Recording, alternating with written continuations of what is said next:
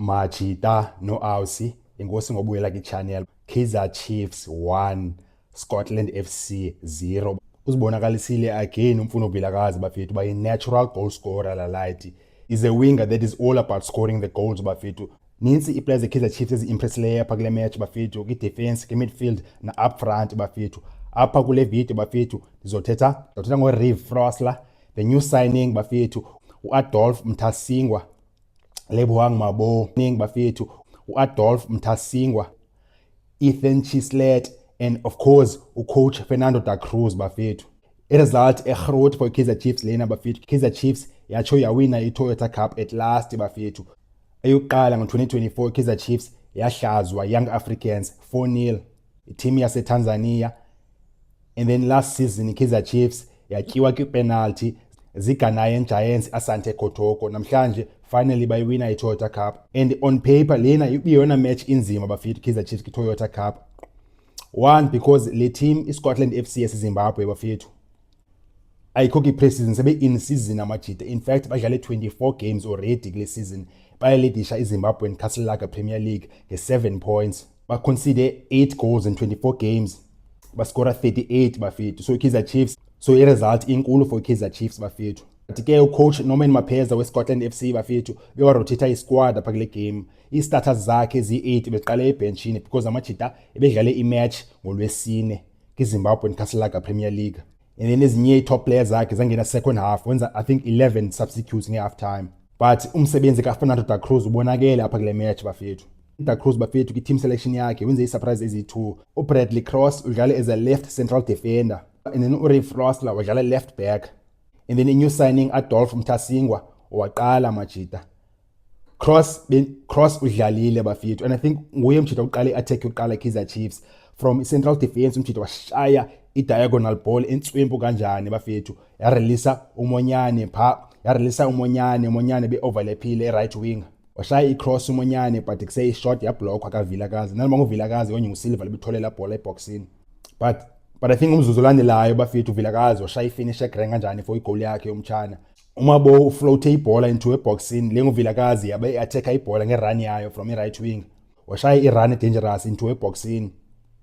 uVilakazi wachesta ibhola umtshana, i-defender yafika eScotland but i-touch yayo bi-off balance, la bhola phinda buyela kuVilakazi inside eboxini. Sejonge ipali umzimba wakhe nayisegrand, sejonge ipali umtshana washaya i-finish ecool, calm, collected, wavula nje inyawo ngebatha ekoneni, left foot goal. Kaizer Chiefs 1-0 after 16 minutes. Kula first half Kaizer Chiefs ibivaliwe central bafethu. uChislet plus noSilva bebengakwazi ukwenza nix, bengakwazi ukucombine amajita, bengakwazi ufumana i-touches as enough. iScotland bepakishile pha central, so Kaizer Chiefs bekunyanzelekile uba may-attack emasayidini. Most attacks bezihamba ngoVelebhayi pha left, then i-right ngapha engumonyane uVilakazi mosman ukhatha in yena. But uChislet bafethu be-important udlala eGrand uChislet in terms of ba umjita okay, i-piece eBeto Premiership akahlangane nayo Grand umjita usengathi off the piece, but la mjita uGrand tactical mina ngibona ba bemane khomba pha umjita emane elida ne-press, ecoacha amajita, ecoacha uVilakazi plus noVelebhayi. And sa-expecta lo way kumuntu okudlala eEngland ilife yakhe yonke bafethu. So uChislet tactically uGrand, and kuse umjita yakwazi uguide no-leader youngstars, neza-understanda, neza-press, neza-angles, neza-angles. And then apha esikhathini zoba dangerous umjita once waqala umatcha i-pace eBeto Premiership. Ngapha kuma-England e-Europe bafethu iwe ibaleka kakhulu pha ibhola, but kuse i-players azibaleki that much, azibaleki as much as zibaleka apha kwiBeto Premiership. And phana i-pace ye-game iyacontrolwa phana isikhathi esininzi, kubanjwe i-structure ne-tactics, and then ke ngoku ngezo zikhathi ba okay vele inyuke i-pace, kubalekwe nebhola ibaleke fast, and then after that phinde kurelaxwe. Beto Premiership isikhathi esininzi i-pace baphezulu bafethu, so umjita uzo-adapta Grand kulo way. Second half iyavula kancane iScotland FC bafethu, sambona uChislet edlala i-combinations pha inside number 10 position, but iKaizer Chiefs ibizikhumbula eza-runs zikaMdu bafethu. uMdu yena bezivula i-defenses ngapha nangapha bafethu, bebaleka kaninzi kwi-channels uMdu, okanye if wenze runs uMdu uvulela ispace lamajita ase-right nase-left ne-striker bafethu. uChislet bengakwazi ukwenza lo way yena, but udlala umjita endaweni yakhe. Enye iplayer bafethu perform Grand apha bafethu kule match uReeve Frosler bafethu, nangona bedlala out of position, bedlala umjita left back, udlala uReeve Frosler bafethu. La team attacka kakhulu mos e-right bafethu, almost zonke attacks zayo nge-first half bezisese-right.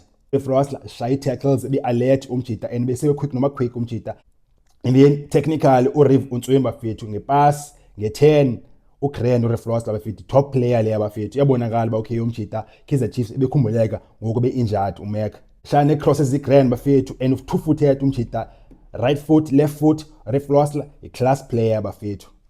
I-debut bafethu uAdolf Mtasingwa ebeGrand umjita pha number 6 position umjita uyibamba position yakhe bafethu une tactical discipline kamnani umjita okehleli pha protecte i-defense eKaizer Chiefs. And umjita dlale 2 touch 90 minutes bafethu eyibamba ay release fast or release i-runners left right la out inkomuza uNengomashe bafethu Nengomashe wasenza la umjita thwa ngubani ngane 2 touch 90 minutes no mistake idlalile kakhulu Mtasingwa bafethu very impressed umjita and sambona improve even more. Lebo ngimabo as usual udlala Grand quality player.